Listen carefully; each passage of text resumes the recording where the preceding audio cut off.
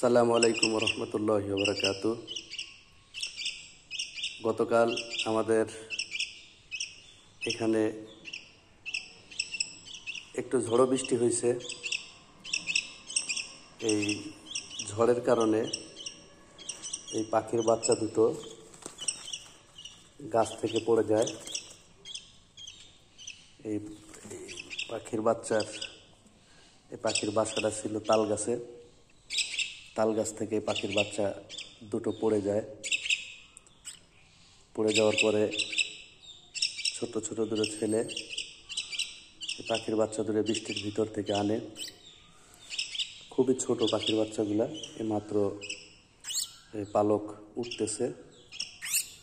এই পাখির বাচ্চা দেখতে পাচ্ছেন। তো আমরা চেষ্টা করছি ওদের বাসায় পৌঁছে দেওয়ার জন্য।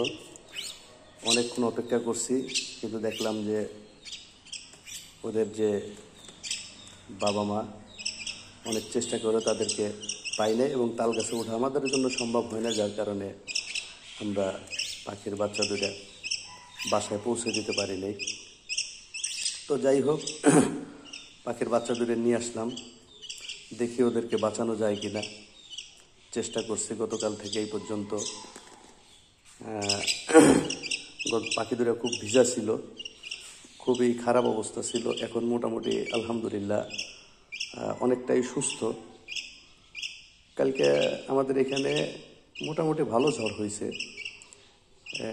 এই ঝড়ের কারণে যে পাখিগুলো পড়ে গেছে তাল গাছ থেকে, পাখি কিন্তু সাধারণ বাতাসে পড়বে না, এটা আপনারা জানেন। তো চেষ্টা করছি পাখি দুটো বাঁচানোর। আপনারা দোয়া করবেন যাতে বাচ্চা দুটো বাঁচাইতে পারি। এটা শালিক পাখির বাচ্চা। আর এর আগে ঝড়ে যে পাখি দুটো আনছিলাম, একটা পাখি মারা গেছে, আর এই যে একটা পাখি আছে, ও মোটামুটি এখন বড় হয়ে গেছে। ও এখন একটু উড়তে পারে। এই একটা পাখি মারা গেছে, একটা পাখিকে বাঁচাইতে পারিনি। এই যে আরেকটা পাখি, মাশাআল্লাহ মোটামুটি এখন উঠতে পারে, এবং ওকে ডাক দিলে ডাকে সাড়া দেয় এবং কাছে আসে। খুব ভালো লাগে। এটা হইলো, এই শালিকটা হইলো গাং শালিক। আর এই যে বাচ্চা দুটা, এটা হইলো আপনার ভাত শালিক। যাই হোক, চেষ্টা করছি ওদেরকে সুস্থ করে বড় করে তোলার। দেখি পারি কিনা।